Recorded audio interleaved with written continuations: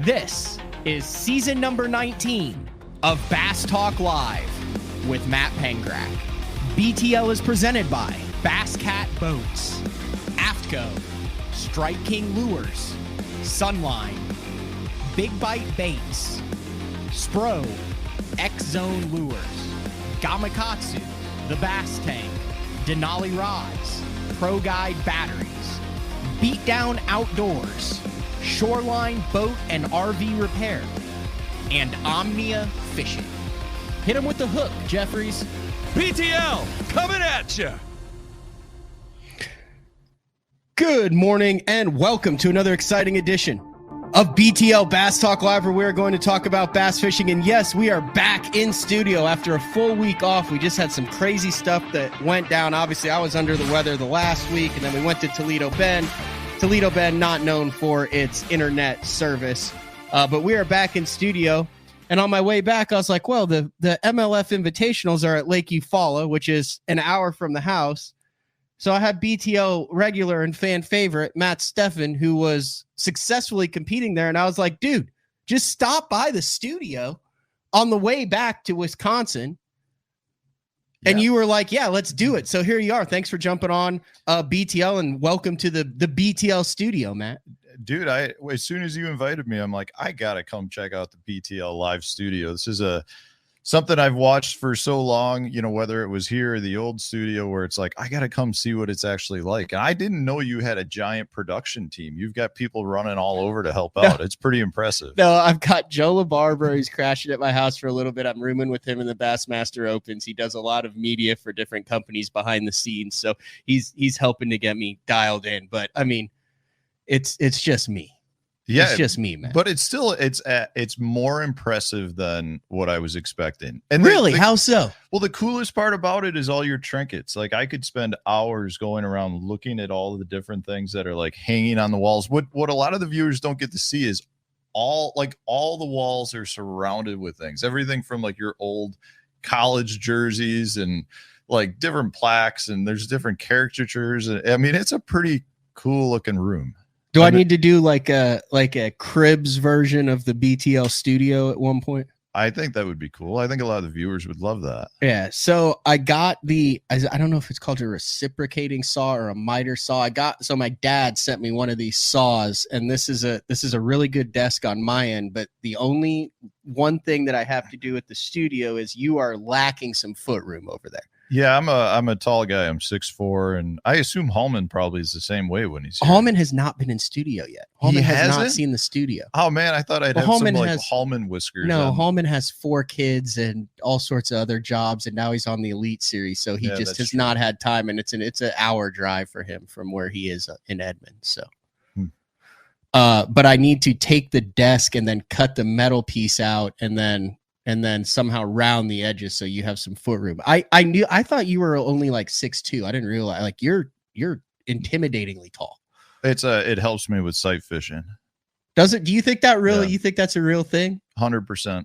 Really? Yeah. Well, that's why people get on ladders and step on coolers, and yeah, it helps. Do you think ladders, coolers, and sight fishing aids should be allowed?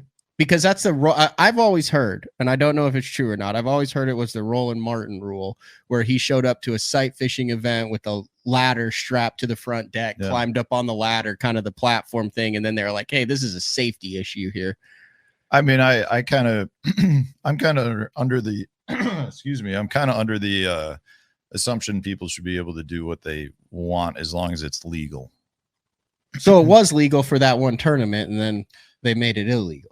Yeah, I mean, I just feel like if somebody wants to bring like a 12-foot ladder and carry it in their boat, I mean, the hassle of having that in your boat would be a big enough pain in the butt where it might not be worth the advantage. I mean, and then what happens if you hook a fish? Like, I mean, think about trying to land a fish if you're 10 feet up on a ladder. That would be great live coverage, though. Could you imagine that on MLF Live or Bass Live? You hook one and you're a story and a half up in the air. Yeah, it would be awesome. I mean, it really is an advantage. I mean, this is the whole idea of one of the reasons why drones are outlawed in practice. You can fly a drone around and find beds, no problem. A lot easier than you can with your own eyes, because you're looking straight down on them. What are the rules for the MLF Invitationals on drones? We can't use them during practice. Really? Yeah, or our off day. I think the Elite Series guys can. Ooh, I don't know. I can't comment on that. I need to go through. I've always said I need to do an obscure rule show. Because, you know, in the opens that like you basically can't come in early unless your co-angler agrees to it. Like, let's say you've got a 30-pound bag and it's like 11 o'clock and you're like, we're going to go Timmy Horton it at the boat dock and eat Papa John's. And he's like, no. So you have to stay out there, even if your fish, let's say, are struggling in the live well at that point because they're that big. You have to stay out there. I think it's a gray area when I went through and read all the rules. There was some things with the co-anglers to where, like, as far as like returning, it has to be like mutually agreed upon. Yeah, I mean, at that point, I say if the co-angler has that much power, then they should be in the front of the boat. Right. Meaning like, I mean, they're along the whole idea of co-anglers, in my opinion, are to learn. You're out there to learn and not out. I mean, it's a competition and I'm probably making some people unhappy with this, but the reality is if you use it as a learning tool, you're going to be much better off than if you're out there trying to truly beat the other co-anglers. Was it also not used as a make sure no one's cheating tool too? For a long time, like I feel like you had to make sure you had a co-angler paired with you that either was a pro on pro draw or someone that you didn't know that you guys kind of kept tabs on. I mean the reason of a co-angler is from a business standpoint is to make sure everyone is being legitimate in their actions on the water. I mean that's why they're there. Yeah. But you guys have a rule now. Do you still have to have a functioning action camera while you're competing if you do not have a camera in the boat? Yeah, we're supposed to have a functioning camera. That's kind of our co-angler, if you want to put it that way. But even then, I mean, with GoPros, like the problem with GoPros in the boat is, you're in some rough water like we had at EUFAULA. I mean, my cameras I ripped one of the light ports in the back got ripped off from some of the rough water. And it's like, well, now that's not a functioning area. On the back of the boat? Yeah. You had something on the back of your boat get damaged because that's how rough it was. Well, I had my YOLO stick in. Okay, yeah. And I had the camera at the top, and it just stripped basically some of the screws for the light port. I got you. We're gonna get into that. Matt, you had a really good event, 21st place. I know you don't want to talk about this much. This happens to be a show about tournament bass fishing, so we're going to talk about it a little bit, but you've had an 18th place at Okeechobee, a 20th place at Clark Hill, a 21st at EUFAULA. You've made no bones about it. Your goal is to get to the Bass Pro Tour next year. You're in second place in the Angler of the Year standings. We're going to talk about that. We're also going to talk about Kelly Jordan. Yeah. Kelly Jordan rising. I was watching. I turned it on my way home from the Open, and I'm like, that's KJ on live on the third day. And then he's catching him, and it's a lot of KJ, and I'm like, holy cow, he might win the dang tournament. And then he does. First MLF win since 2005. First Bass. The last time he won with Bass was in 2006. He won 4 Bass events between 2000 and 2006, but he won a FLW Tour event in 2005. So really good to see Kelly Jordan back in the winner's circle. I'm sure we'll get him on BTL also. Tomorrow, 8:30 a.m., the legend, the myth, the man of mystery, Babe Winkleman. No, that's on the wall there. Not Babe Winkleman. That too. Ben Milliken. Oh, nice, dude. He's going to be on BTL tomorrow live. I got to tell you, man, so I've never met Ben, don't know Ben. I am legitimately hooked on his YouTube series around his opens, and I'm so happy to see him doing it from a YouTube standpoint, because I do a lot of YouTube now, and there's a lot of criticism out there that people doing YouTube shouldn't be producing fishing content if you're not like a proven angler, right? And what he's doing, what gives you the right to tell someone how to throw a Cinco when you've never proven that you can catch them on it? Exactly. Like, where's your credibility? And honestly, like, what I've come to realize, being that I do a lot of YouTube now, I feel like the biggest YouTube fishing channels, whether they're at a tournament angler or not a tournament angler, they're really good fishermen. And like Ben now is just proving that like so well. Yeah.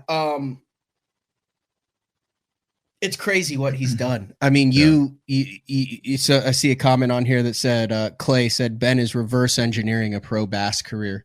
And we've seen a lot of the anglers get into the YouTube. You're one of them. I mean, you do a video a day on your YouTube channel, but you started out, I mean, you're a hardcore tournament angler. That's how you provide for your family. And then you brought in the YouTube element with it, with your sponsors. But for Ben to go from YouTube, and he is a tournament fisherman back in the day, and we'll talk a little bit about that, but X's and O's, to say that he was going to stick with the big baits, that he was going to swing for the fence, that he was going to crush them, and that he was going to, I mean, dude, I talked to him during practice, right? He texts me, we talk a little bit.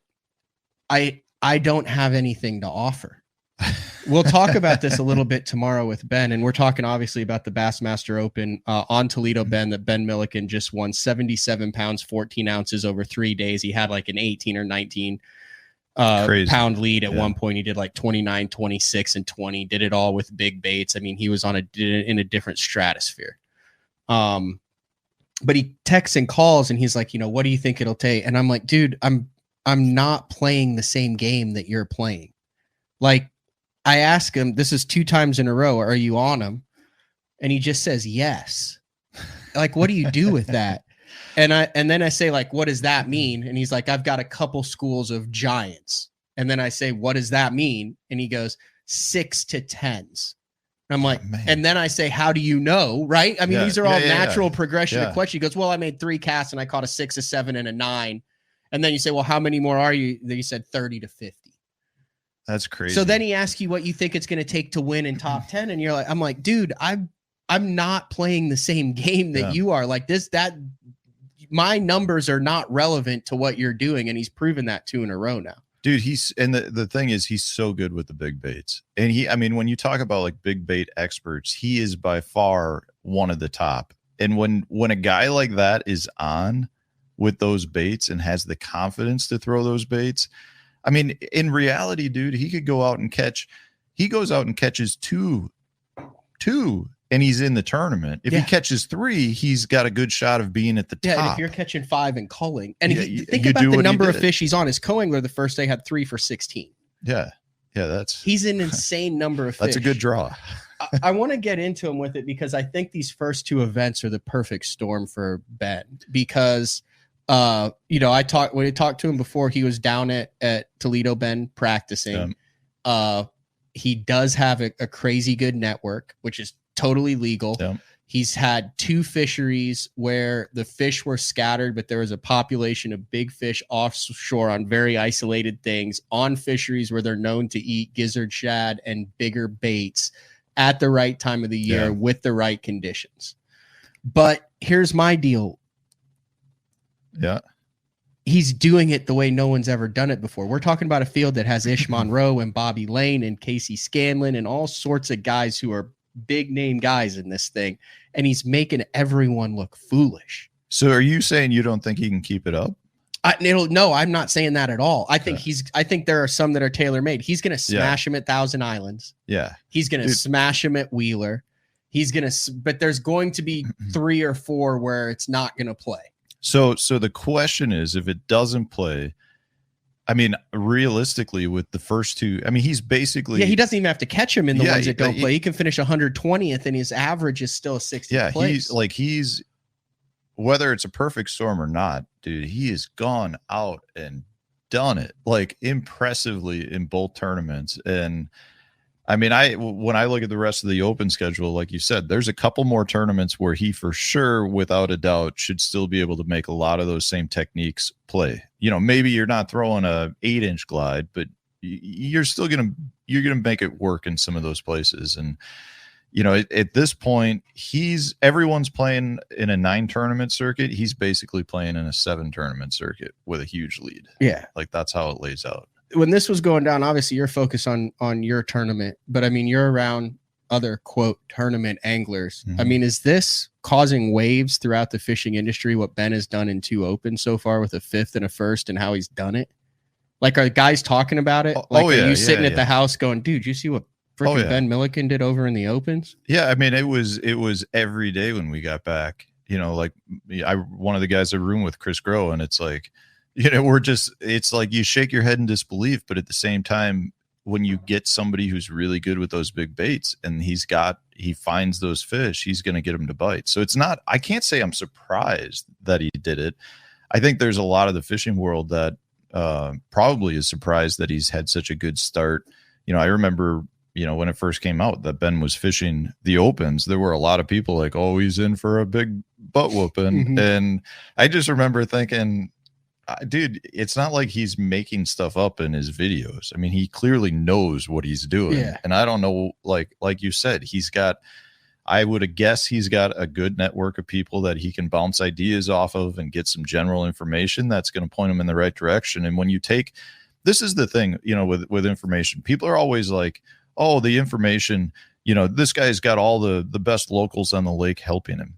Information is only valuable to you if you're a good enough angler to decipher how to use it on the water.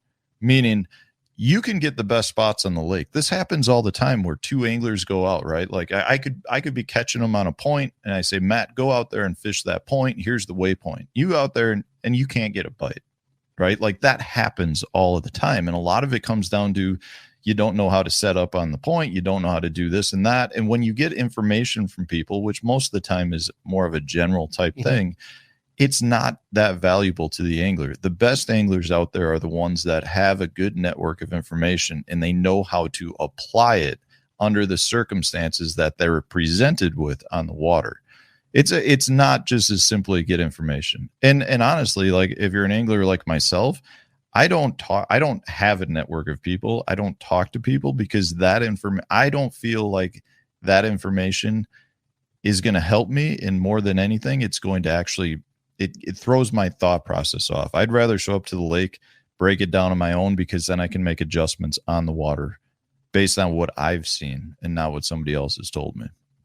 Information's a tricky game. Like it can definitely hurt you. I know a lot of anglers that have been, that have not done have had unsuccessful careers at the professional level, but always had like the best information. And they just didn't, what would happen is they go out and catch them one day and then like, they wouldn't know how to adjust. Yeah. We'd get like a crazy storm or a cold front and they would have no idea how to adjust and they'd bomb. I mean, I could rattle off some names and it's like, I don't even know how they were able to get the information because they're getting it from like local hammers. And it's like, how did you ever meet that how did you? And I'm not sure what level of info Ben's got. For all I know, he could have gone down there for a week by himself and figured it out 100%. And I'm not saying he has gotten, I'm just saying he's got a network at this point where it would not surprise me if people are throwing information out there, and whether he chooses to use that or not is completely up to him. And I'm just saying that the best anglers out there are the ones that can take some stuff in and throw most of it out. And it's interesting because he was going up against it. You had Rob Turkla that fished the MPFL in a bunch of opens, and then Oliver Nye, who's also a big bait expert. But the one thing I think that Milliken had was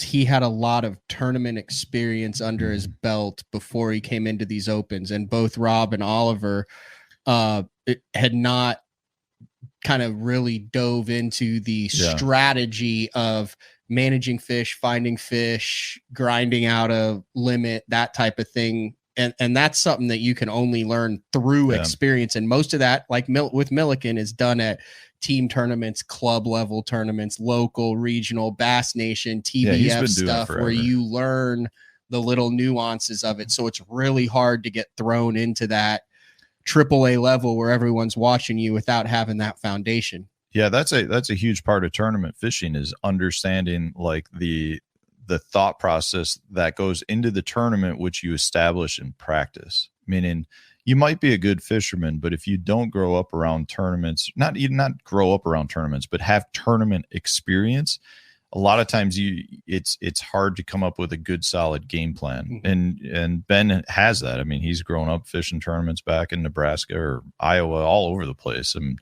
from that standpoint, I think he's a very well-rounded angler, and I expect him to continue to do well. I think there might be a hiccup or two around. I mean, what would be really terrifying is if we see him with the drop shot coming in with 28 pounds on a fishery that you're not. I mean, I fully expect him to try stuff that you're not, quote, supposed to do at Kerr, at EUFAULA, at stuff. And dude, he might just open everyone's eyes to like, hey, we thought these big giant baits were not applicable for 5-fish tournaments. We were trying to qualify for stuff, and he's blowing that notion out of the water. So here's my question for you to ask him when he's on. Okay. I would like to know if his intentions are to fish the Elite Series for a long period of time. Yeah, he's said on the show before that he's always wanted to be a professional bass fisher. But does he want to do it? Like, is this something he wants to do for a year, or is this something he wants to do for like 15, 20 years? I think he wants to do it, man. Yeah. I think he's like in it for the long haul. I think that's awesome. I just think I could totally see him come. He's got so many things going on. And again, I don't know him personally, so I feel kind of weird even talking about it, but I feel like he's got his hands in so many different things that this is like something he wants to do, wants to attain. And it's like, there's a lot of time to go into fishing the Elite Series and running all your other businesses. So I'd be curious to see, like, but dude, look at all the guys on the top. I mean, Ike and Ellie, the guy's got energy drinks, socks, it's the way kayaks, everything. I mean, Edwin, Kevin, Skeet, all those guys, Brandon. The best part about this, though, I feel like, is I think this is, like you said, goals for him. Yeah. Right. And that's the cool thing about it. Whereas most of the rest of us started out and we're like, we want to make this our career. And he's already done it. Like, he's already got a great career in fishing. He doesn't necessarily have to go fish tournaments, and he's choosing to do it because he enjoys it.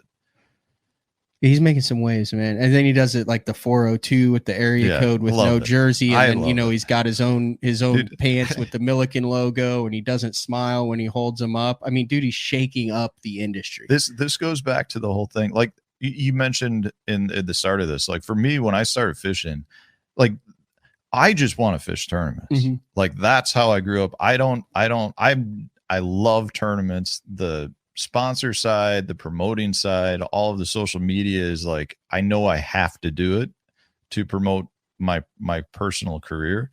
And it's like, I just remember like in my earlier tournament days where I'd show up and I'd be the guy wearing just a t-shirt and everyone else had their tournament jerseys on. And I'm like, I don't need that. I just wearing my whatever t-shirt. Right. And I loved it. So he's bringing back memories for me. And, you know, I think it's awesome. I think it's great. The sport needs to be shaken up and stirred once in a while. One more kind of poignant message on this topic, and then we'll move on from it. We'll take a break, and then we'll get back. We'll get back to EUFAULA, Oklahoma, on a really cool tournament that went down, the third MLF Invitational Stock of the year. But Bobby Colson here says Ben is growing the sport, and I actually texted that to Ben. Like, I'm like, dude, you're in the Bassmaster Classic now, like the Bassmaster Classic on Grand Lake, and a lot of Ben's followers, which he does have a huge fan base that does not follow tournament fishing. And we saw this with Turkla, and we did see this with Oliver. They brought a lot more eyeballs to that AAA level of bass fishing. Ben is introducing a bunch of people to tournament fishing, and he's making it look cool, and he's making it look exciting, and he's got a whole year to get all this momentum to roll into Grand Lake. I mean, he's got a year. I mean, think about what that he's in the freaking Bassmaster Classic. You got a dude who was just shooting YouTube videos 3 months ago, and everyone's like, oh, he's in the freaking Classic, one of 50 guys in the Bassmaster Classic. That is massive for the sport. Dude, it's unbelievable to me, and this is one thing I've learned through doing YouTube. Like the fish tournament bass fishing is such a niche part of fishing, and Ben's got a huge following.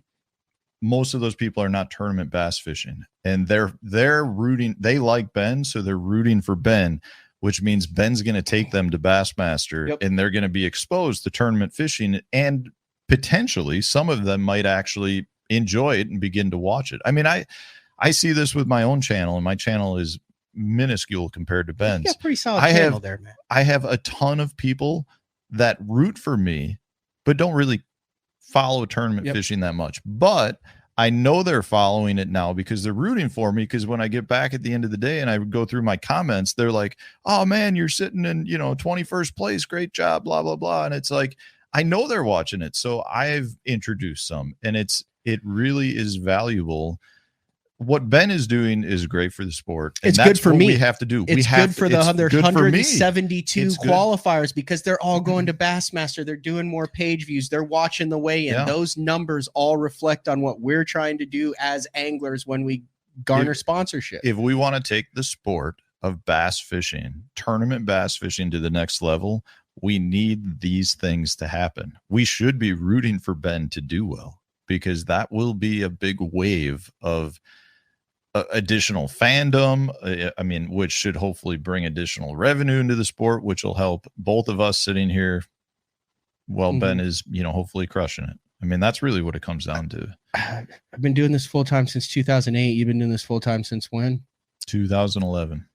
I've never seen anything like it, and he's not even at the Elite Series or BPT level right now. I mean, you think of like maybe a Derek Remitz who came in and went like first, second in his first couple that he fished, but I mean, that's just a quiet sod farmer from Minnesota on the Elite Series, and it cools off. But I mean, I've not seen anything like this in my 15 years of you. I mean, right off the top of my head, no, but I think it goes back to how big his following already was.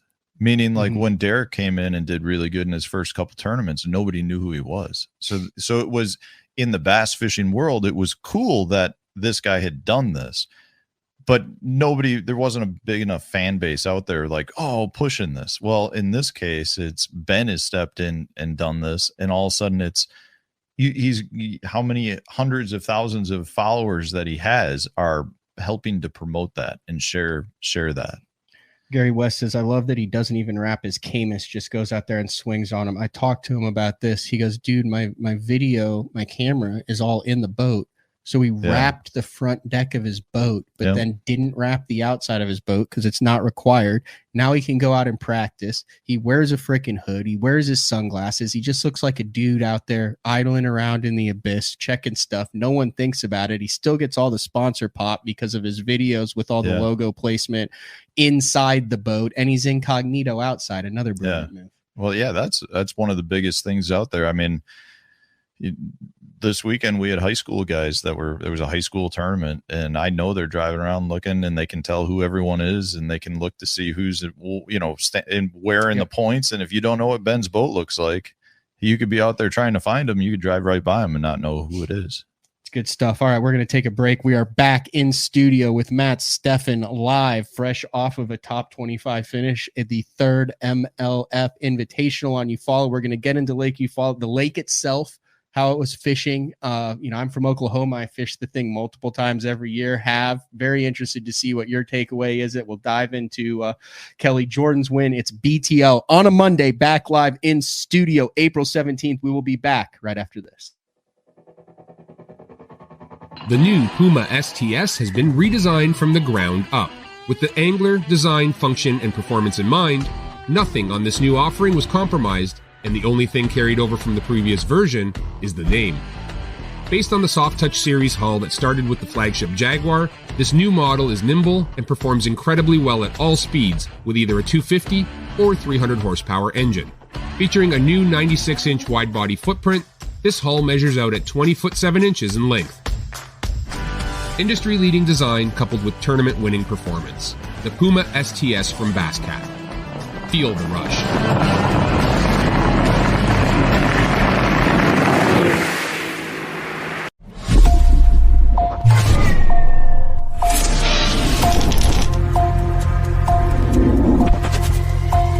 Everything you need, one legendary brand. Top on all, Strike King.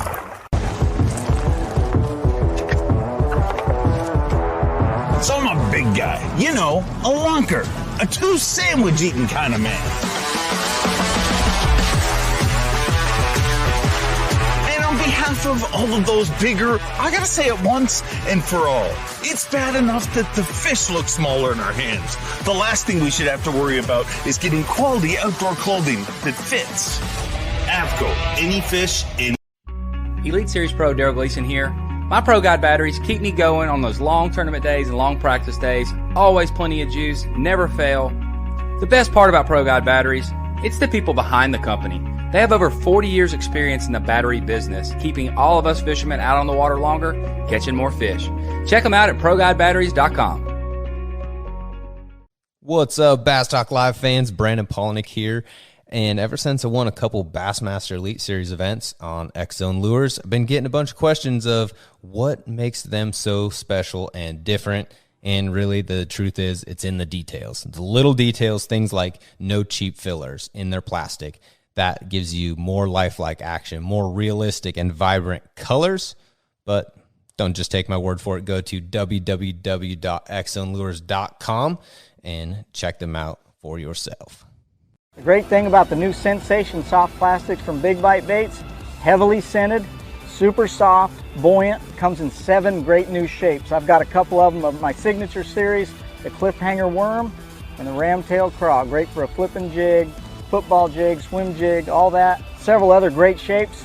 Really excited about it. We've worked over the last year, catches fish all over the country, and I think it's going to catch fish for people everywhere you try it. The Spro Little John crankbait has been around for almost 15 years, and it is one of my go-to crankbaits whenever I need a fish in the boat, so you can never have enough new colors. That's why Spro's coming out with a handful of new colors, including Pearl Shad, which has this bleached out white look, but it's got this pearlescent, really pretty. We've got Copper Shad, which looks amazing in the water. It's got that purple flake on the back, really pops in the water. And then if you want some real pop, we've got Sparkle Shad, nothing but sparkles all over this thing. And then last but not least, we've got the matte Sexy Shad, just a really different looking color for a crankbait. So you want to give them a little different look, that matte Sexy Shad is definitely the one to go with. All these colors are available in the original Little John and the MD. Have you considered purchasing new electronics for your rig? The type of mounts you choose to protect your investment should be part of the decision-making process.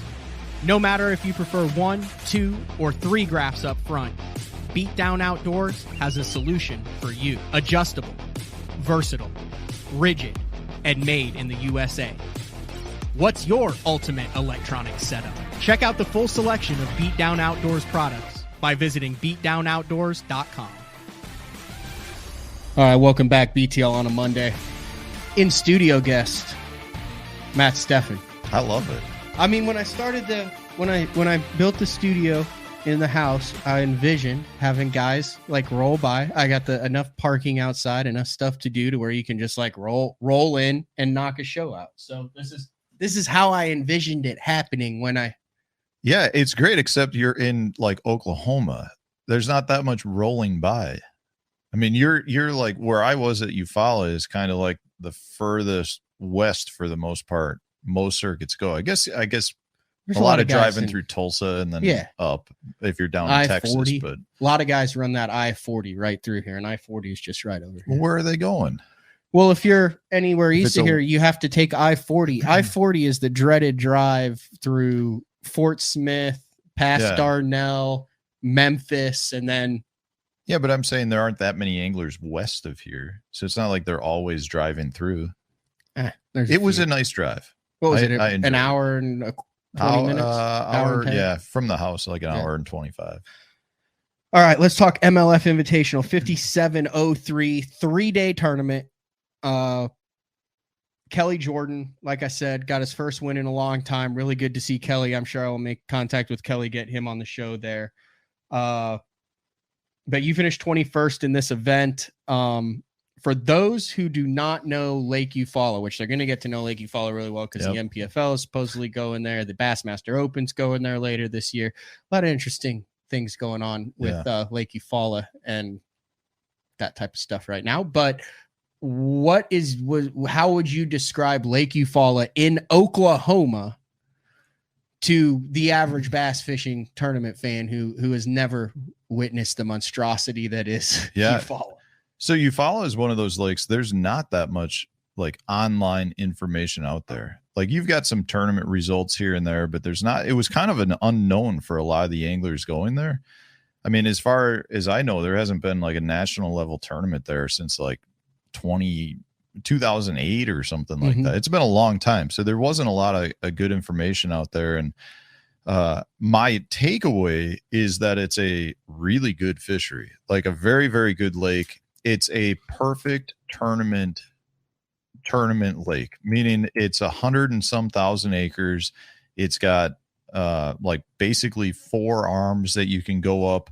The tournament, if you take off out of the town of EUFAULA, which is where we did, you're centrally located. So, you're not really running more than, I don't know, 20, maybe 30 miles in either direction or something like that. But if I were in the town of EUFAULA, I would try to make that lake like a Gunnersville type situation. I think that town could thrive off of bass fishing if they built like one really good facility. And honestly, the facilities they had were pretty decent because there's a north and a south ramp that can each hold a decent amount of boats. From a fishing standpoint, it fished really well. I will say I was kind of surprised. Very little smallmouth caught. I think there was only one weighed in the tournament, and I caught 2 small keepers in practice. I wasn't targeting them, but I did. But I thought they were going to be more of a player based on things I had heard, and they weren't a player at all. But the bass are fat and healthy. I did catch some big spotted bass during practice. You can fish it any way you want. I mean, it's a typical kind of that typical Ozark Lake where there's, good rock transition banks, channel swing banks, lots of points, pea gravel.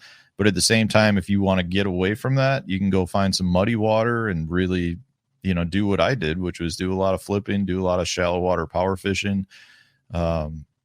Yeah, so I'm impressed. The biggest take, like one of the things that I'll be most interested in seeing when the NPFL, as well as when you guys get there, is does the lake fish as small as it did for us? So it fished small for you guys. Yeah, I would be willing to bet you 120 anglers fished from the takeoff area, which is right central, and then east at that point towards the dam. I include Longtown Creek into that. Okay, so the Chute, Porham, Longtown, Bixby, that whole that was where it went down. As far as I know, maybe there were some guys that caught them. I can tell you, I fished some dirty water, and I made a long run each day.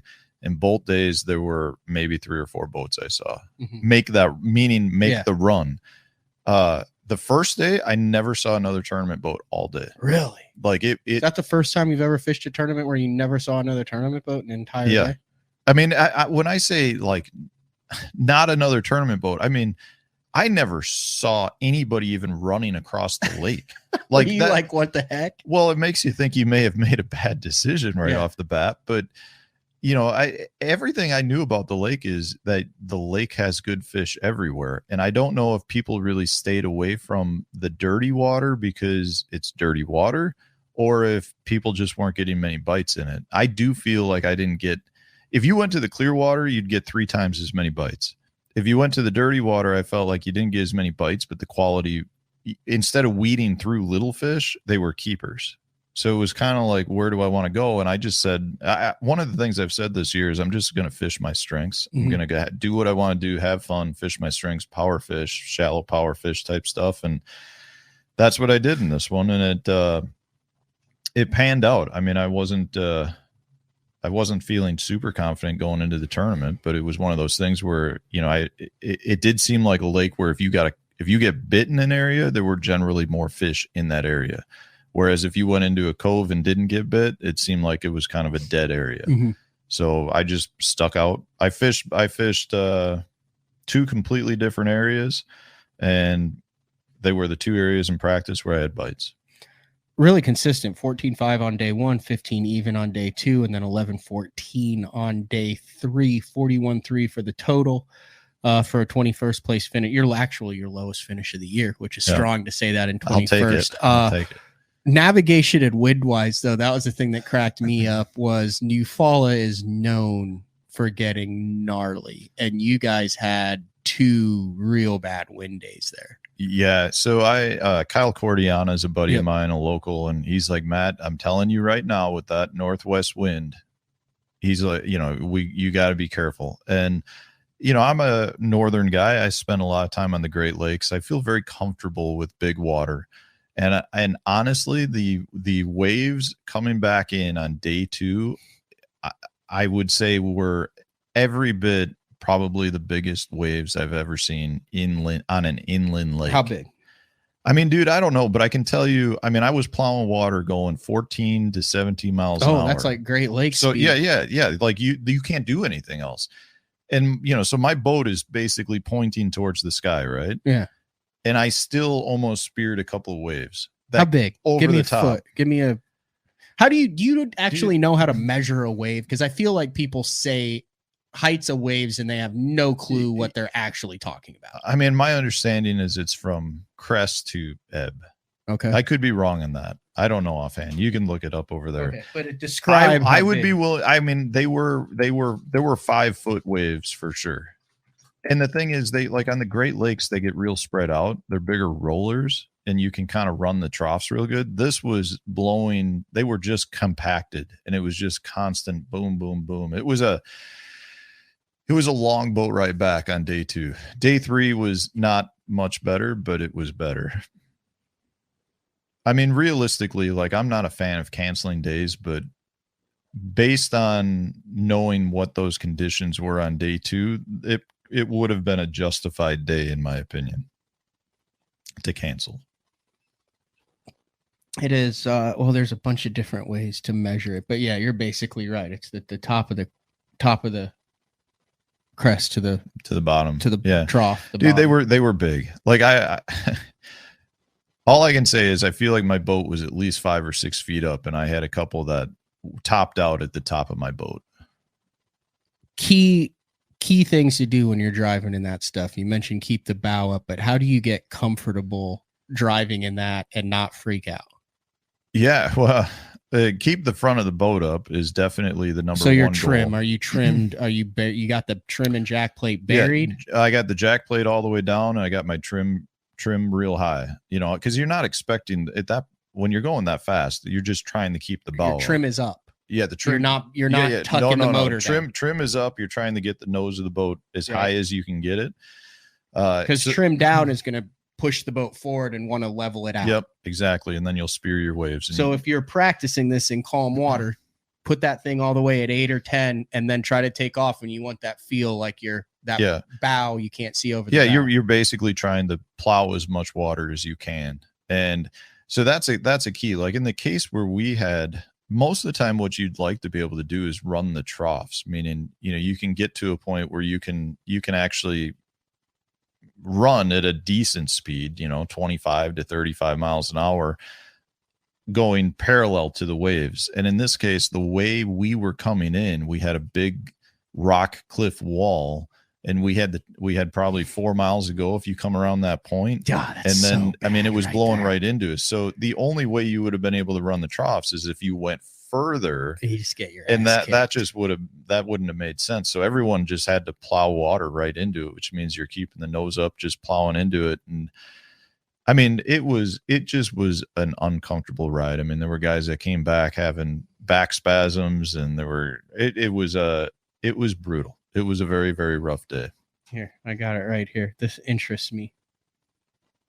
I'm not sure why it interests me, but it does. All right, there it is right there. This is the weather.gov. I feel like that's pretty reliable. It's official then, yeah. If it's .gov, it says wave height is the vertical distance between the crest or peak and the trough of a wave. Some other definitions: the still water line is the level of the lake surface if it were perfectly calm and flat. Yeah. The crest is the highest point of the wave above the still water line, and the trough is the lowest point of the wave below the still water line. So if you have the still water line and you've got a wave that's 3 foot above it, that's not a 3-footer because the trough might go 2 feet below the still water line, and now that's a 5-footer. Yep. Yeah, that's one of the things you want to watch out to, especially on a lake like EUFAULA too, where there's a lot of shallow water. You may, in those big waves, you may normally be going through an area that you can run through no problem because it's got 3 or 4 foot of water. Mm-hmm. If you're on a big, you're in a big trough of a wave, you could actually bottom the bottom of your boat out in an area that you normally could run because the trough is making that water shallower than normal. The other issue with EUFAULA is there's a lot of standing timber. So it's not even like you could necessarily just run the bank if you wanted to, because there's areas with standing timber. So in some places for me, when I was coming back, I was forced to go out into deeper stuff or try to go through standing timber. And the worst thing you can have happen in water conditions like we had is to kill your motor. Cause like they were so big that there were several times I wanted, on a long run, I wanted to fill my live wells up to make sure my fish were good. You know, when you're coming back and you know you've got money in your boat, you want to get back safe and you want to make sure the fish are safe. And there were several times I wanted to stop just to kind of give the fish a break, pump some fresh water in. And they're so big, you couldn't just sit in it. If I were to just idle slowly, I would have speared a wave, consistently would have speared waves and sunk the boat at that point. And these are not the Great Lakes like spread out to where you can get out into 8 to 10 footers. These stack up. Yeah, that's the problem, is they're so tight you can't do much with them. On the Great Lakes, you do get them big rollers where I've been out in 8 and 10 foot, legit 8 and 10 foot waves, but the thing is they're so spread out at that point. You can actually run at a decent speed, keep the boat on plane and ride up and down the waves. I did that for the first time out of Clayton, where there were probably 7 footers and I was way offshore and I wanted to go over to these islands, and I was like, holy cow, you can actually, now it was a nightmare getting in because I waited till dusk and then I didn't tell anyone I was out. It was just dumb. Yeah. But on the way over there, I was like, holy cow, I'm running 40 miles an hour on these giant waves. And then you just kind of dip down into the next one and you're good for a couple hundred yards. Then you dip down into the next. It's calming. It's kind of a very smooth ride too, because you're just going up and down, but you're not dealing with that rough slamming of water. Worst thing in rough water that you can have happen to you. Would you rather spear one, or what's worse, spearing one or having one as you're climbing, not getting enough and coming over the back? I'd rather spear one than have one come over the back. How cold's the water temp? I'd rather have one come over the back if it's cold. Isn't it? Are you more likely to kill the engine then and have major issues with waves coming over the back? I guess I don't have the answer to that. You know what I mean? Yeah, I've had them come over the back. And the couple times I've had that scares me more, having a wave come over the back, than it does clobbering one. Although clobbering one is not, spearing one is terrifying, because you always have that quarter of a second, the crap moment, where you literally can watch your bow going into the wave and the water coming towards you, and you have just enough time to. I guess the question is, how bad are you spearing it? Are you spearing it where you've filled the whole boat with water? Have you done that before? Yeah. You've submarined one? Yeah. Yes, unfortunately. And that was, I mean, it wasn't necessarily freaky because it was like not a life defined moment, but it was definitely something where I'm like, man, I got to get this resolved before the boat sinks. The dumbest thing I've ever done is I launched a early May tournament on Sturgeon Bay and made a run in like 10-foot waves. We were rolling. So we launched in the harbor, the shipping canal. And they said they were going to launch us if the Coast Guard, if we didn't have a small craft advisory, which they put on with a 20-mile-an-hour northeast wind. And we had sustained 19. So they let us go and we went out, my team partner and I, and we made probably not that far, 12 mile run, but we had 10-foot rollers. And the problem is the water temp was 41 degrees. So like, had we speared one, it would have, you could actually had hypothermia in the boat even at that point. So it was kind of a dumb move on our part, but we ended up winning the money and a really hefty paycheck. So it was worth it in hindsight, but it was a bad decision, probably. You just stop. And have you ever been a fan of the multiple bilge pumps? I remember when the elites used to go to like Buffalo and stuff, you had guys who would just have bilge pumps laying in the floor. Yeah, so I don't carry an extra one. I mean, the Skeeter's got 2 built in already. I'm a big proponent of having like spare dry clothes and things like that. Because like in that tournament, by the time we got to where we were going, we were just drenched. We actually spent like a half hour like doing push-ups and jumping jacks in the boat. We changed, like it was probably 40 degrees out anyway, so it was a really cold day. Not good. All for a little brown bass. How'd you catch him? What'd you catch him on? Yeah, so the first day I caught him primarily on the core tackle hover rig, which is the jig head that I designed. All right, explain that thing, because I've talked to Johnny about it and a couple other guys, and it's a unique offering. Yeah, we put the weight of the hook on the shank of the hook, and then you insert it into the bait about 1/4 inch behind the head, so the weight is fully immersed in the plastic itself. And we have a couple of different sizes, but I was throwing the 1/8 ounce size, so I was flipping it around like you'd flip a light Texas rig, but the difference is the hover rig. Yeah. Okay, I just pulled it up on the screen. So I was using it with the Berkeley Max Scent Creature Hog, big flat bottom bait, kind of like a beaver. Really? Yeah. And so when it hits, the thing just glides all over the place, and it gets a really good reaction strike from the fish. But the key with it, in this case, the first day I was fishing spawning fish, and because it's a 90-degree jig head, when you pick up on the bait, instead of the bait coming up like a Texas rig, it actually does a quick dart from one side to the other, which drives all fish crazy. It creates that reactionary aspect out of the fish.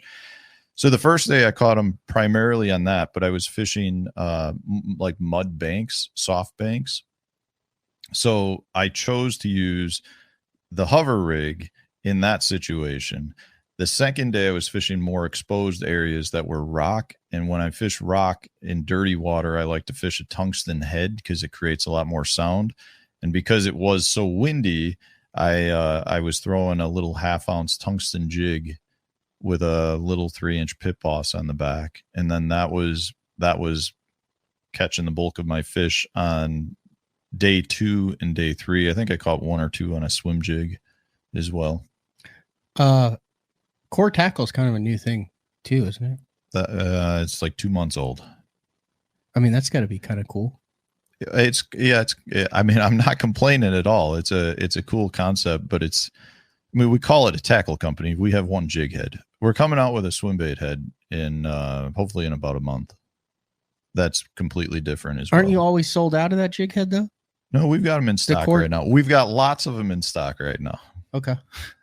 And it's also good for it seems like it's designed primarily for suspended fish, just basically looking at it, but you were fishing it like a Texas rig, which was so the 1/8 ounce size is a little bit heavier for traditional hover strolling. The 3/64 ounce size is the size you'd want to throw with a smaller, more finessey bait for your suspended fish. Or for me, I love it. I love it for like big flat fishing. If you're fishing smallmouth, like when you go to St. Lawrence, it crushes. You put a little Berkeley Max Scent flatworm on it, the 4 1/4 inch size, and it crushes.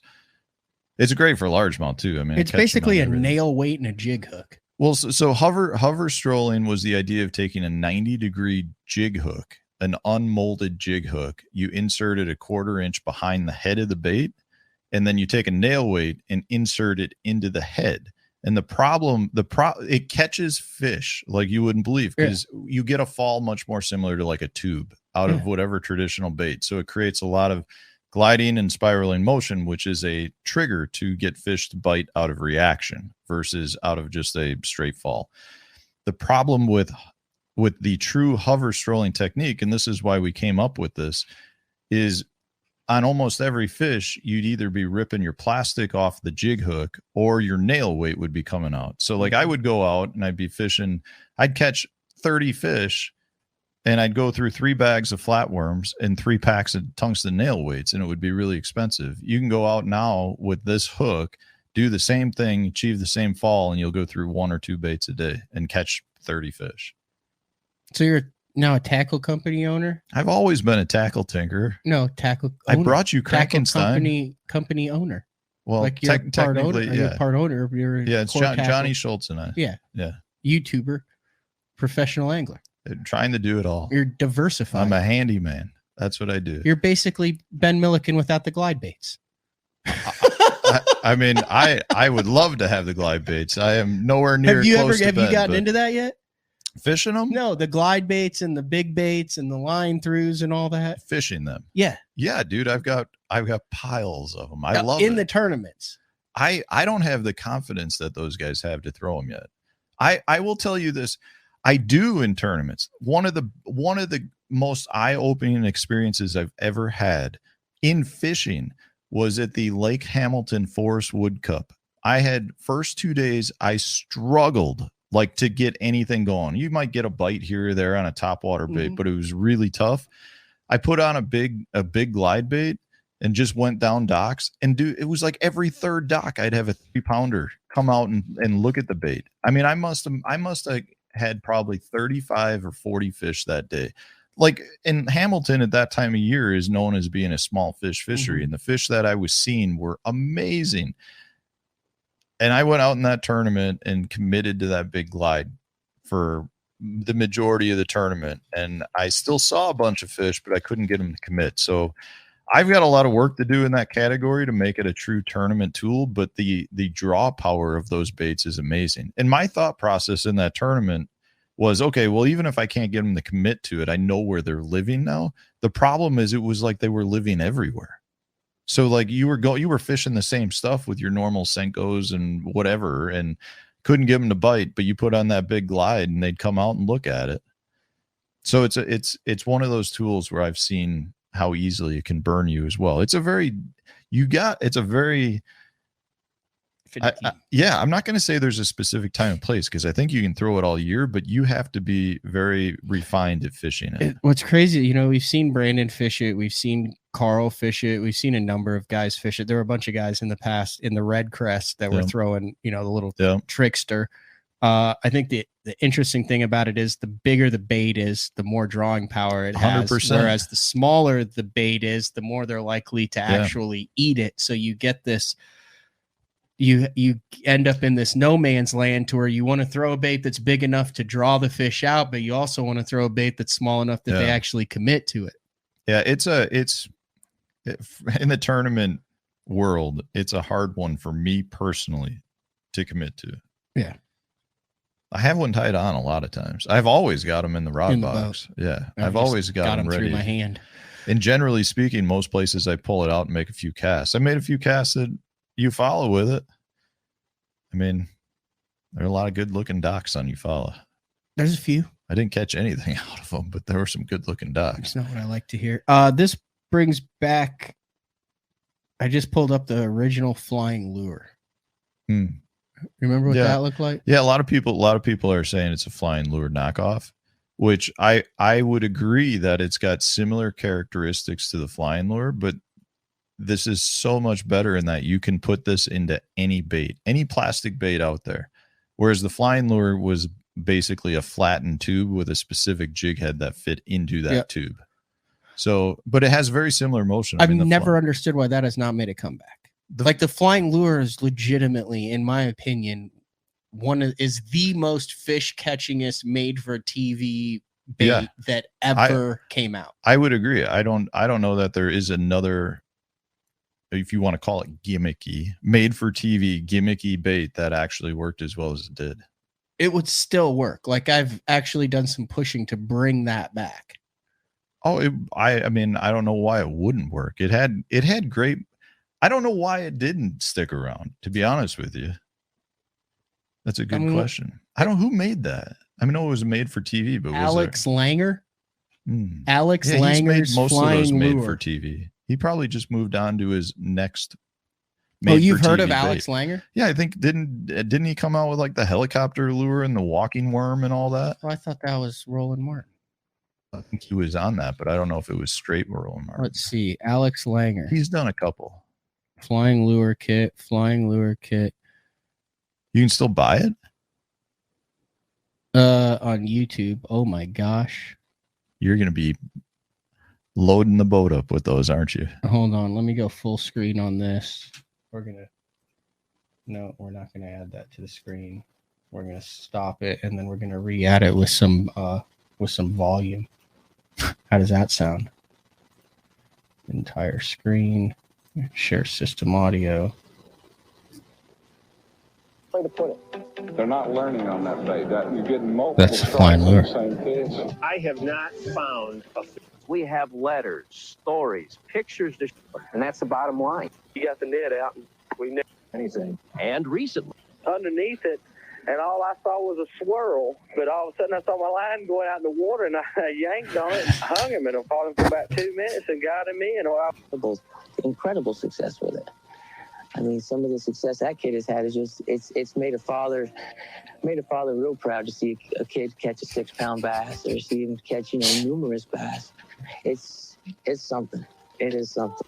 Other than let it be, let it do its thing. The presentation is so natural and so easy if you just don't mess it up or screw it up. If you just let the lure do its own thing, let it be a natural flying or gliding body in the water.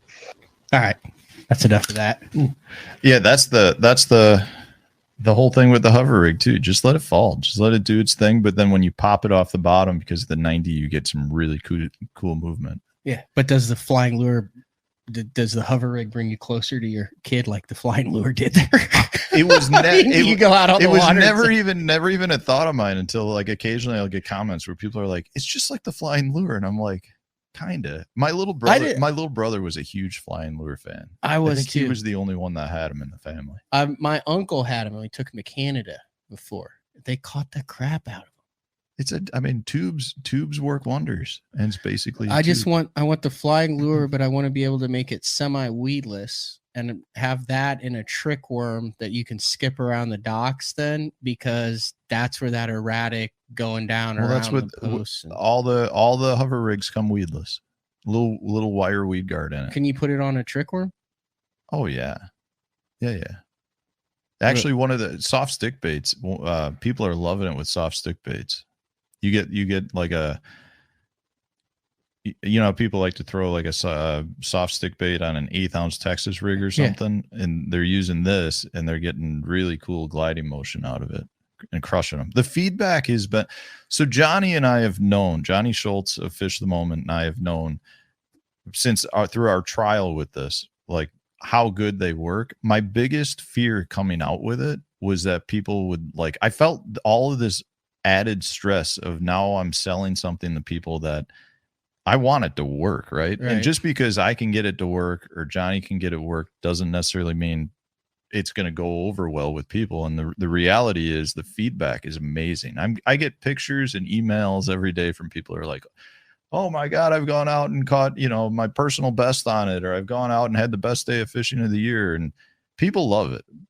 And one of the best parts about it is you go through so much less tackle because now it's all one unit versus, a bait being slid onto a jig head in a traditional manner. Do you got a pack that you could hook me up with here? You got your rig here, don't you? I mean, there may be some in the boat. Okay. I'm interested. Yeah. I mean, I can go through. I'll just order them regular, I guess. No, we got some in the boat. I'll take care of you. All right. We're going to take our second break of the show. When we come back, more with Matt Stefan. We're going to talk about his strategy. We're going to talk about what he doesn't want to talk about. He's halfway through the year. His goal is to qualify for the BPT. He's in second place in the Angler of the Year standings. And we'll talk a little bit about a little bit of a snafu that happened with the Angler of the Year leader, current Angler of the Year leader, and Ron Nelson on EUFAULA. But it is BTL on a Monday. Matt Stefan in studio. We'll be back right after this. Have you considered purchasing new electronics for your rig? The type of mounts you choose to protect your investment should be part of the decision-making process. No matter if you prefer 1, 2, or 3 graphs up front, Beatdown Outdoors has a solution for you. Adjustable, versatile, rigid, and made in the USA.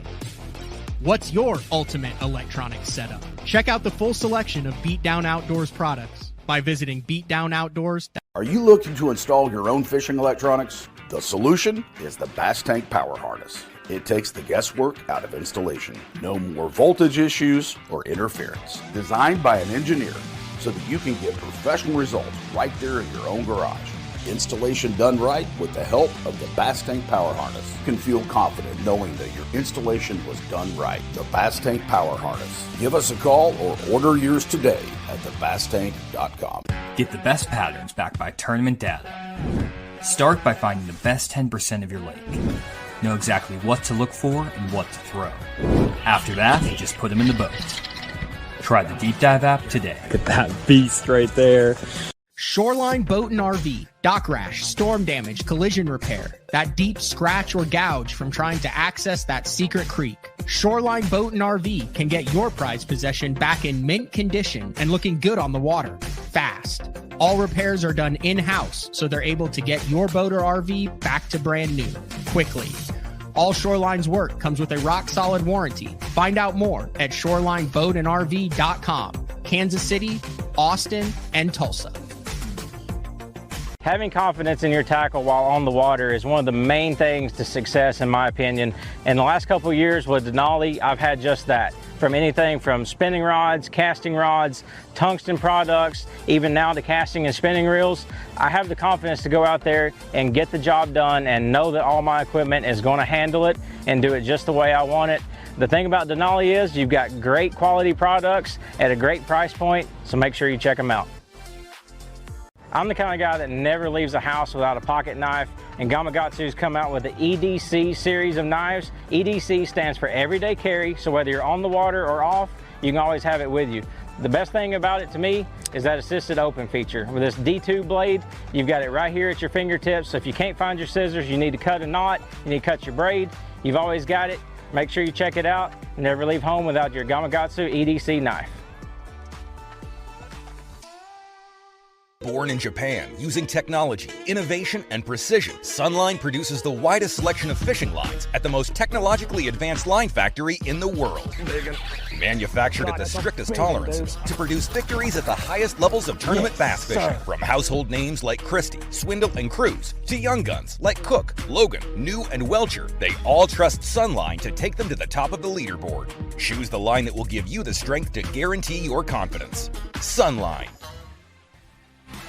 All right, welcome back, BTL, on a Monday with Matt Stefan in studio, and Matt was looking at my wall of dollar bills over there. Well, I mean, there's all sorts of different denominations. You got a couple $100 on the wall over there. Yeah, but it's who signed it.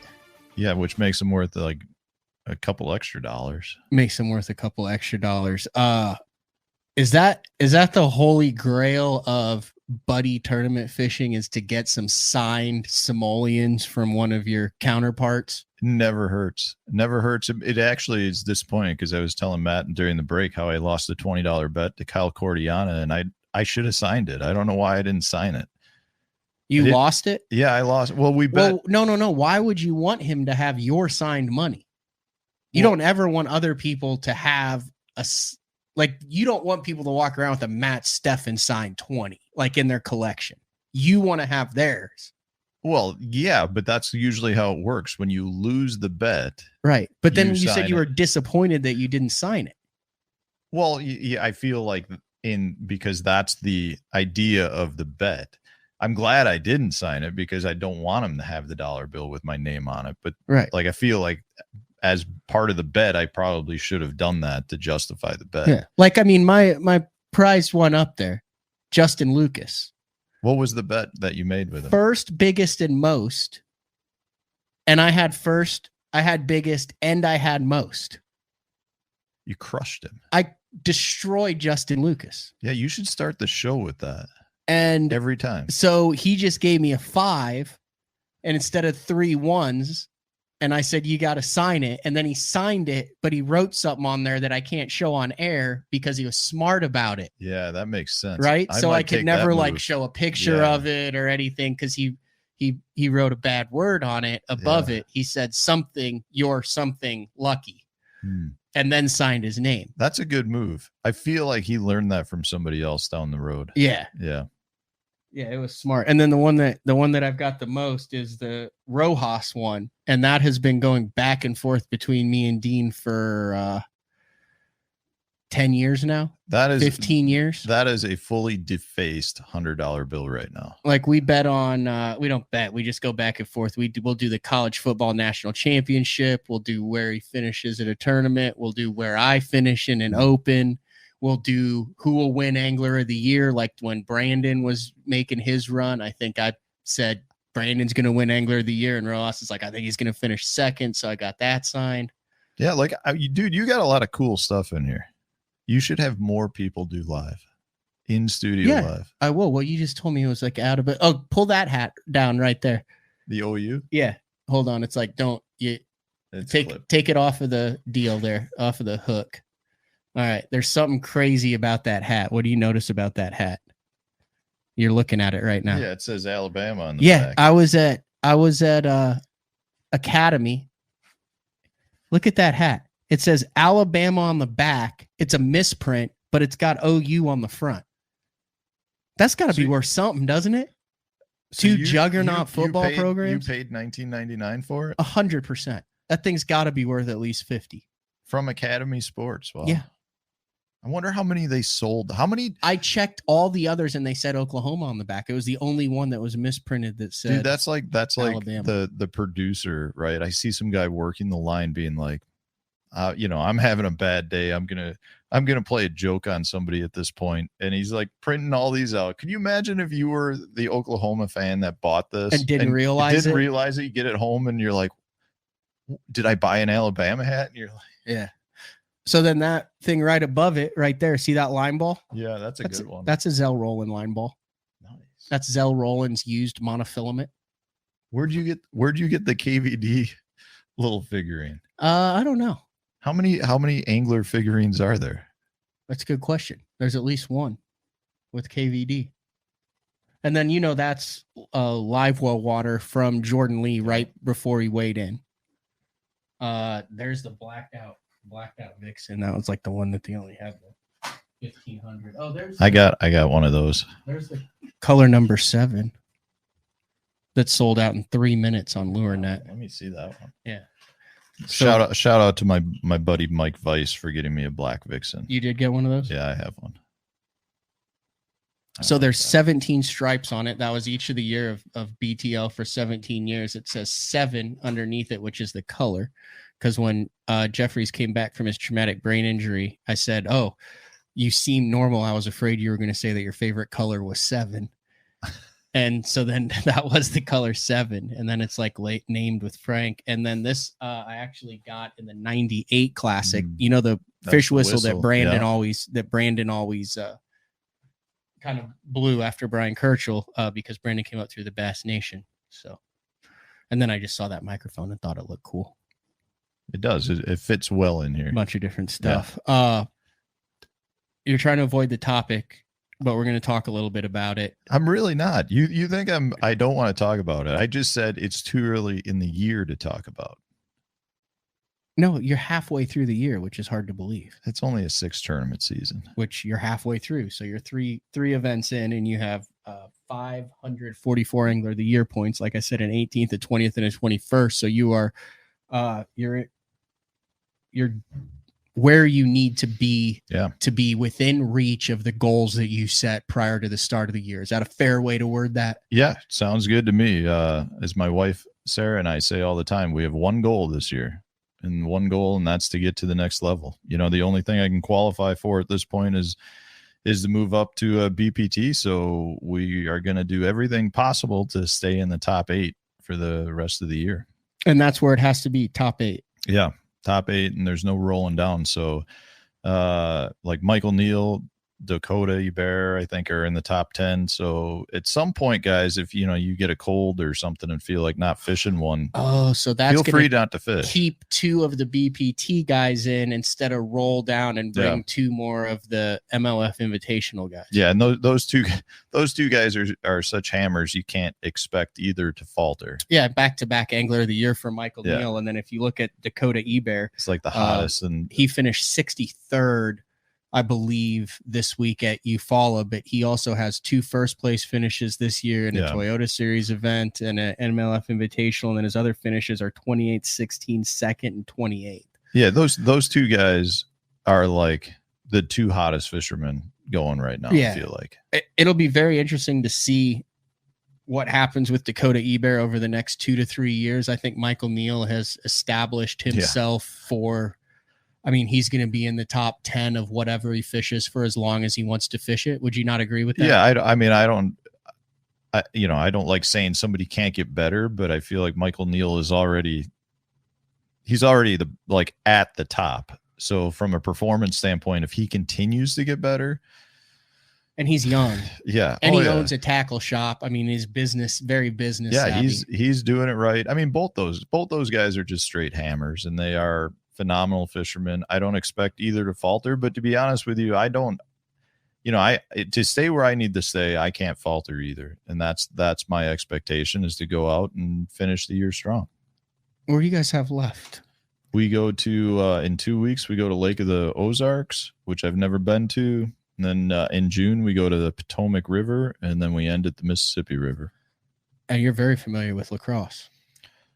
I mean, I really like the Mississippi River. I am not a straight local river rat, but I've fished it a lot. I've got a very good track record. There's not another fishery I would choose to end the season at. And then Potomac River you have to feel comfortable on the Potomac River, as much river grass fishing as you've done in your life. So tidal water and I don't necessarily get along real well. I have had good finishes at the Potomac. I've fished it a bunch. I know the areas I like to concentrate on, but I've had some hiccups there. So I don't necessarily, I have a love-hate relationship with the Potomac. Okay. And then you just did well at EUFAULA, and Lake of the Ozarks isn't, yeah. I mean, it's different, but I mean, you're talking a non-grass rock fishery. Yeah, it's Ozarks style fishing. I really enjoy the Ozarks region. So I'm looking forward to that one. I've never been there, but I'm looking forward to it. If you find a boat dock, fish it. I heard. I know you can't get information. I heard there's a couple out there. I don't know where to find them, but I'm going to Google that. I would love to know how many boat docks. Isn't it the most heavily pressured body of water by motor boats per acre? That would not surprise me if that was true. I'm actually hoping we get some weather that's not ideal, so we don't have to deal with that.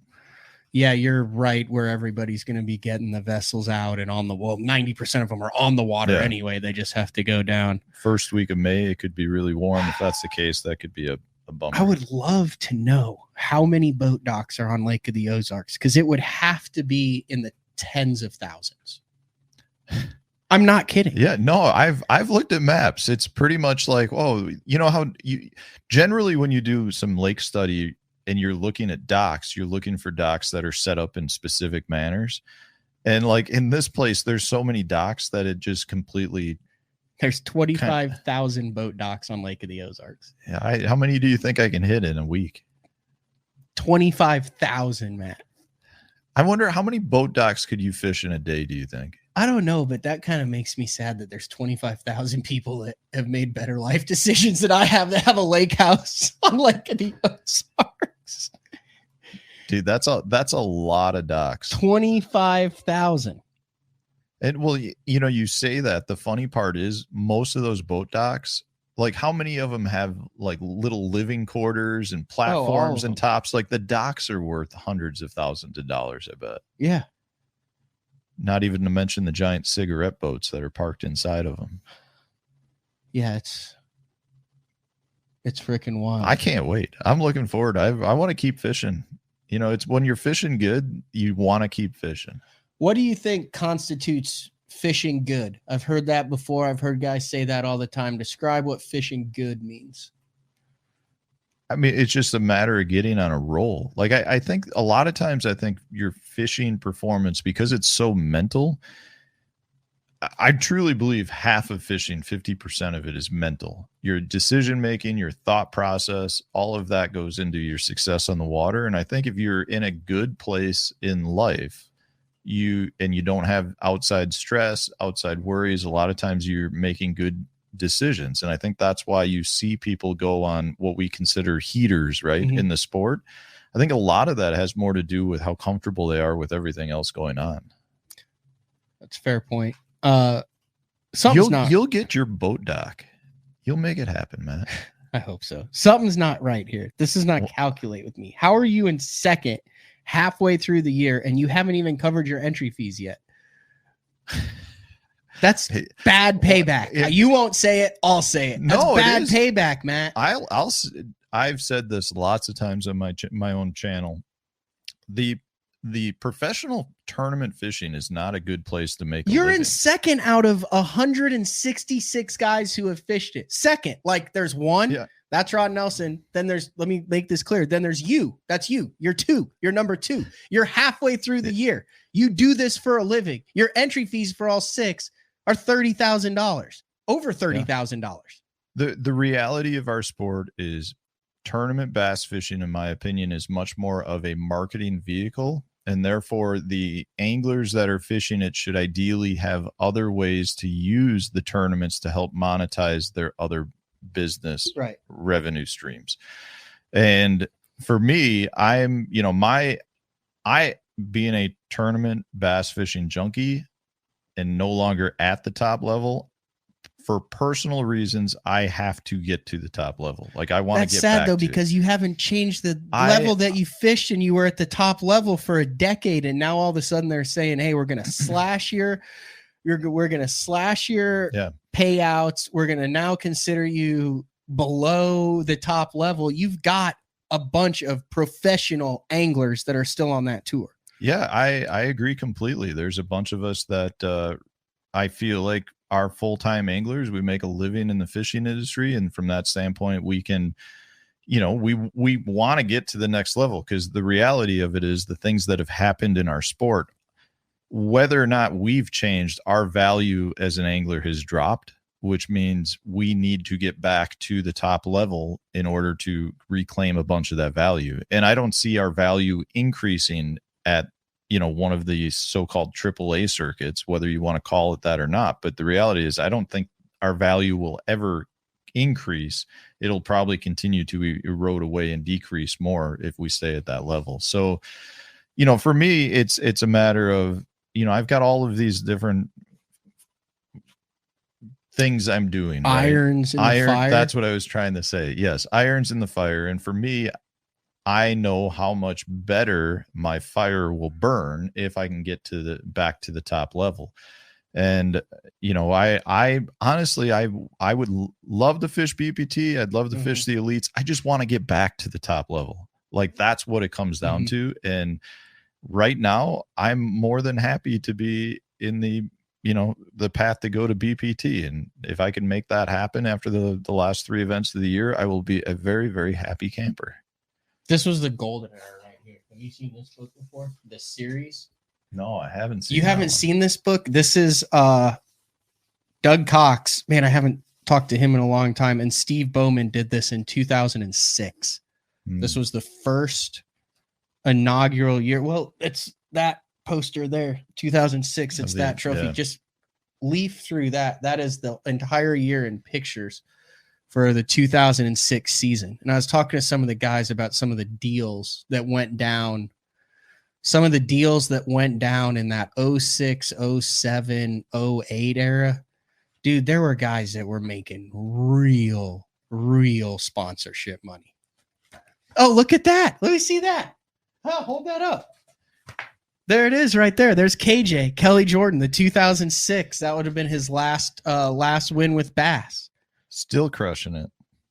Yeah, dude. I mean, it's the sport, the value of the tournament anglers has gone down dramatically with other marketing vehicles out there for companies to put their dollars into. And that's, I've told you before, I wish I had started my YouTube channel years ago, because I feel like I would have been so much more ahead of the curve. And,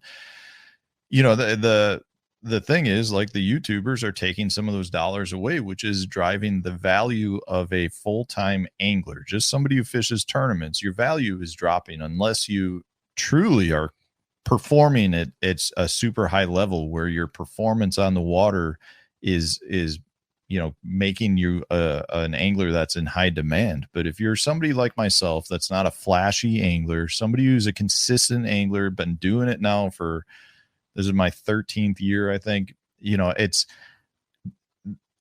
my value is really being achieved more through my YouTube content that's helping me promote myself to other avenues. And I just see if I can get to the next level, it should all come together and put me back in a good position. So as much as this is the heyday of tournament angler fishing. Mhm. The whether it's a problem or not, the thing is, anglers, we need to adjust and continue to evolve with the other ways that, you know, different economies are adjusting in order to get back to that. I mean, I guess what I'm saying is, if you talk to Ben Milliken is in a phenomenal place. He's in the heyday of today, whereas these guys were in the heyday of back then. And it has to do more with how the industry has kind of changed some of the marketing approach. That's really good stuff. That's good stuff. I want to bring a couple more things up before we wrap things up and you get back on the road, headed up north to the land of I'm in no hurry. Cheese. We got we're getting 4 to 8 inches of snow as we speak, so I don't even know if I'll make it home tonight. I mean, I got a pond 15, 20 minutes away that's got 10-pounders swimming in it. That crappie or bass? Because I know you're hot on the crappie bass thing. Okay, like big ones. Big ones. Okay, well, let's talk after the show. Before, I think the last show that we did before the week break was about the Western Bass Shootout. Had Rick Pierce and Billy Egan, Jeremy DeHart, a couple of anglers that were on that talked about this Western Bass Shootout. Basically, the West Coast are trying to make it the Bassmaster Classic. Rick Pierce from Bass Cat, really involved on the West Coast. You know what he does with one bass out there in the U.S. Open and the California Open and Arizona Open. And then also with the Wild West teams out there. So they basically combine the best of the best. And then, dude, you want to talk about Dakota Eber being on a roll, like on the West Coast, like the equivalent of that would be Ken Ma over the past 2 years. Crushing. He's winning Apex Series. He's winning the team events out there, and he wins the Western Bass Shootout on the Delta 3-day total of 61.54, wins by 7 pounds. Gets a 2023 Bass Cat Cougar FTD rigged with Garmin and Power Pole package, $20,000 cash, $125,000 to kick things off. I know that they did like an inside weigh-in and all that among some of the best out there. So we'll get Ken Ma on again. I was going to have him on the last show, but I always have Ken on when we talk about the West Coast. I think we gave, Alex Klein and Bill Brown, Nick Salvucci a little bit of love, but man, dude keeps winning. We'll keep having him on BTL. So big shout out to Ken Ma, one of the really, really good dudes out west. Like I said, I've known him for about 10 years, but he's another dude who understands the marketing side of it, the promotional side of it, and how to get things done both on and off of the water. You're a big U.S. Open guy. I love that tournament, dude. The U.S. Open is what people don't talk about it. It's basically like what, the third or fourth biggest tournament from a payout standpoint. Okay, let's do prestige, payout, everything all combined. Yeah. Let's rank them. I'll start. Bassmaster Classic number 1. You agree? I agree. Okay. I mean, I feel like right now you got to go then Red Crest is number 2. Okay. And then I would say US Open for sure. And then probably Toyota Championship. You're going to put the US Open at number 3? Do you put it above Red Crest? Right now, based on history, yeah, I put the U.S. Open above Red Crest because Red Crest is only 3 years old. Yeah, I agree with you on that front. But the caliber of angler in it is so much higher. And the Red payout, Crest. yeah. So like I think even though Red Crest is, to me, the Red Crest is a continuation. They're gonna hate me for saying this. I think it's a continuation of the Forrest Wood Cup is kind of how I view it. Meaning, that was a very prestigious tournament. So I feel like, this is, even though there is no Forrest Wood Cup anymore, this is what is now within the organization that was once the FLW Tour. So, okay, you're talking about a $300,000 payday fishing against some of the top anglers in the world. You don't have triple A influence. But I would put the US Open above the Toyota Championship. Yes, I would too. Even though like the Toyota Championship still pays more. Yeah. And it's really hard to make that qualify. Yeah. So let's do Toyota Championship number 4. Let's just keep going down the list. Okay. Would you put the Bass Nation National Championship in there at number 5? From a prestigious. So here's the problem. You've got the All-American, the TBF. Like there's a lot I feel on like the MLF side that have lost a lot. Like at one point I would put the All-American at number 3 ahead of the US Open. I think the All-American is probably number 5 on that list. I mean, from a currently, let's do current. From a prestigiousness standpoint, I think they just had the All-American. There was like no coverage of it. I know, but it's still the All-American. I feel like if you're saying the US Open has the prestigiousness of it, the All-American is like one of the most premier ones in the sport. Okay, why would you not put the All-American then above the Toyota Series Championship? Just because of the size of the tournament, meaning like are we talking prestigiousness or are we talking? We're talking everything all included. The biggest tournaments that you can win, right? Because everything all included. I think the Toyota Series Championship is more valuable as a whole to an angler than the All-American, right? But if you win the All-American, you have you're opened up to a lot of things that you would never have been opened up to before. Whereas at the Toyota Series Championship, your life doesn't really change. No, but I think the Toyota Series anglers are more accustomed to the fishing lifestyle. I think you see a lot of All-Americans that have won that don't necessarily go anywhere in the sport because there's also a ton that have Stephen Browning, Sean Grigsby. Yeah, I mean they 100%. But I'm not saying not saying they don't go anywhere because they're not good enough fishermen. I'm saying they don't go anywhere because they don't want to give up their good day job. Okay, so we got the Classic Red Crest US Open, Toyota Series Championship, All-American. I think you got to put the Bass Nation Championship. I feel like it should be higher because it's launched so many careers. Paul Mueller, Brandon Polinick, Caleb Sumrall. Yeah. Ike was in that. I mean, I put that on the same level as... You look at the prestigious, I just talked about it with the Brian Kirchhoff, Terry McWilliams. I would put that on the same level as the All-American, but the thing is, I feel like the All-American has more prestigiousness. It may not anymore, but neither does the Bass Nation. Bass has really watered that down as far as what they get and how big it is. They still do a decent job covering, and then especially next year, it's going to go to 250 boats. So where do you put the MPFL Championship? They haven't had one. They haven't, but they're gonna have one this year. I don't think you can put it on the list until it actually freaking happens, Matt. I mean, that might be true, but hypothetically, had they had one last year. Joe's saying the Sturgeon Bay Open above the TBF Championship. I do know up north. Oh, what about the Canadian Open? I think Charlie Hartley is a Canadian Open champion.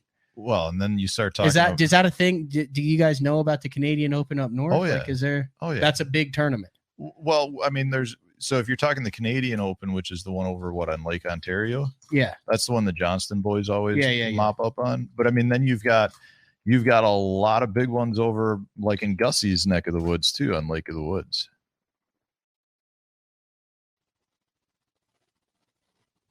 There's a lot of really good individual. I mean, the Sturgeon Bay Open is that's kind of under. There's some issues going on right now with the locals up there, but that's a very prestigious. Like if you're talking about the upper Midwest, the Sturgeon Bay Open is probably the most prestigious. Okay, so would you put the Sturgeon Bay Open ahead of the Ray Scott ABA National Championship? I mean, so I'm not that familiar with the Ray ABA circuit. Well, the only time we had the ABA.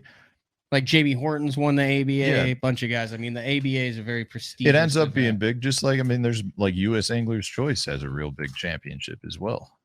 I mean, there's a lot of big local tournament circuits. And, we're talking national stuff. Well, so the ABA, you would goes from national? all over the country. All over the country. Yeah, see, I consider that. I don't know. I don't know it well enough. And the fact that I don't know it would indicate you to qualify me that through all of your. It's basically like a BFL deal, and then you go to the regional, and then you make the. Well, but that's like if you're talking local circuits, that's U.S. Anglers Choice is all regionals and move up. I mean, I feel like if I'm making a list, I'm keeping it more geared towards. But I don't think the Sturgeon Bay Open you have to qualify for. No, you don't have to qualify. Do you? You have No. to qualify for. You don't have to qualify for any of the Canadian tournaments either. Well, I mean, it's just like what I mean is it's a one-off. Yeah, well, that's what the Sturgeon Bay Open is. Yeah, so I mean, maybe the Canadian Open is too. The U.S. Open can be a one-off, but I'm talking about big time. We've got the Classic, Red Crest, U.S. Open, Toyota Championship, All-American, the Bass Nation Championship, the Canadian Open. Here's the thing, though, like with the U.S. The Open, TBF National Championship. Go ahead. Have you been around a better atmosphere? Maybe the Classic, but like for out west, the U.S. Open is the Bassmaster Classic for those guys. Yeah, like you're at the registration meeting and guys are like hooting and hollering. I mean, it's like they're ready to rumble. I mean, it's a good event. Like you want a fun atmosphere. You're in the Vegas area. Like it's just a good tournament. And I would love for it to get back to Lake Mead though. The Basser All-Star Classic. Is that a Japanese event? I don't know what that is.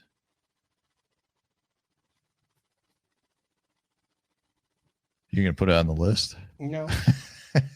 We got to get to 10. I've just decided. How many do we got? We got 9. I got the Classic, Red Crest, U.S. Open, Toyota Championship, All-American. What about down in Texas, the Brandon Belt? I'm wanting, yeah. I mean, that's a big time, isn't that? It's like a team tournament deal. Well, a lot Is of the the Canadian ones we've Open? mentioned. The U.S. Open is a team deal. Kind of. It's a team deal. Kind of. Where would you put a college national champion? But that's not open to anybody. That's I'm not ranking that. This is what I've got right now. Classic, Red Crest, U.S. Open. Number 4, Toyota. Number 5, All-American. Number 6, Bass Nation. Number 7, Canadian Open. Number 8, the TBF. Number 9, Ray Scott. I mean, I think it's a solid list of tournaments that I'd be happy to win any of those. Yeah. You really want to get the 10. The Basser All-Star Classic is basically the Japanese version of the Bassmaster Classic. I'll put them up there then. Give them 10th. Okay. If you guys disagree with that. That was pretty random. Hallman and I came up with the qualifying criteria for who the BTL Angler of the Year was. Yeah, I watched that one. We had some people that were upset at our criteria. Yeah. But here's the thing. Wheeler agreed with the criteria. I thought your criteria was good. Wheeler agreed with Michael Neal winning it. I liked your criteria, but I thought there were a lot of other variables you guys could have computed into your calculations. We're going to do that this year. Okay. 100%. So I'll get with you before that. Yeah. Also want to thank everybody. I'm wearing the St. Jude Children's Research Hospital Bass Fishing Saves Lives t-shirt for the Dick Hiley St. Jude Bass Classic May 6th and 7th out of Wabasha, Yeah, that's Minnesota. getting to be a big tournament too. It is getting to be a big tournament. Heard there was a great push. Also, thank you to Bassmaster for reposting that stuff. That might have to do with a lot of the sales and posts. So big shout out to those of you who have bought the t-shirt. If you want to still support the St. Jude cause. So here's how it works. Your takeoff number is based on how much money you raise for St. Jude. So we did it, the t-shirts through ATS Printing, but you can also direct donate. That direct donate tab will be in the link in the YouTube bio for this show. Every $20 that you donate, make sure you put your name and your email address. You'll be put into a drawing for either a Blackfish rain suit or an AFCO rain suit from Adam Bartuzek or myself. There's a handful of people that have done the direct donation. Like I said, it's in the link here. But if you donate $100, you get 5. You donate $200, you get 10. And we're talking $300 to $500 rain suits here. We're going to run that through the 21st. So you have another week to do that on the direct donate tab that will be in the description following the show. So right now you have a really good chance, like if you go in and donate $500, that you're going to be able to do a tax write-off for a $500 donation, and you have like a 50% chance of getting awesome. Either a Blackfish or an AFCO shirt, rain suit. I like it. So holy cow, we're an hour and 40 minutes in. Doing good. Did you know we were that far in? No, I would have said an hour. That's because I don't have the screen set up for you yet. What else you got before we wrap things up here? I'm just happy to be here. I love doing this show. It's a lot of fun. I love having you on. The guest list, like I said, whenever you're on, very good feedback. Cool. I wish I could say the same, that I was doing as good as you and our other buddy Miles Berghoff from our Supernatural show. You guys are both killing it. Miles in the Opens, you in the MLF Invitationals. Like I said, Ben Milliken tomorrow, and then we're going to dive into the debacle that was the Bassmaster Open. Going to bring Johnny Schultz in. We did some really cool stuff beforehand. I need to call Johnny back. He called Brad Hallman, and he's like, "You think Matt's upset because we kind of came up with a game strategy, and then he finished 140th? Like, is he distraught?" And I was like, "No, I'm good, man." So I need to call him up and get him booked. So either Wednesday's show is either going to be that, or Kelly Jordan, or something else. Dude, I'll tell you, not to give a straight plug to Johnny's Deep Dive app, but I was using that for Lake Eufaula. So it's legit, isn't it, with the water clarity? Yeah, dude. Oh my God. I checked it every day. I'm checking it, and you would not believe the random and it's clear. The random places that are clearing up, like from day to day to day, and it allowed me to stay on top of the areas that I needed to go. So it was pretty impressive to see how good that was working and how valuable it was. I've turned down a bunch of different apps for sponsorship on BTO, and that was the one. And when we first got with them, Jeffries was still with it, and I was like, "Listen, this is legit." So I've talked to him quite a bit about getting the information that goes into making the selections for that, for the criteria that goes into the Deep Dive app, and it's not simple information. It's computing tons and tons of data from tournaments and compiling it all. We're talking thousands and thousands of data rows. It's not just random stuff being pulled out of anywhere. Oh yeah, it's good stuff. Yeah. Also, what is it? Is it Bass Fishing Confidential? Bass Fishing Declassified. Oh, Bass Fishing Declassified. I'm sorry. We talked about Confidential as a name for the channel, but no, Bass Fishing Declassified. It's Johnny, you, Kyle Cordiana, Miles Berghoff. Who else? And then we got Jimmy Easterling. He does all the editing. Jimmy Easterling. Yeah. And then Matt Stefan Fishing on YouTube and all the social media stuff. Daily videos. Yep. Check it out. Thank you. Thank you very much for jumping on BTL today. I thoroughly enjoyed it. Hope everyone thoroughly enjoyed it. Really good feedback for our first day back on Monday, April 17th.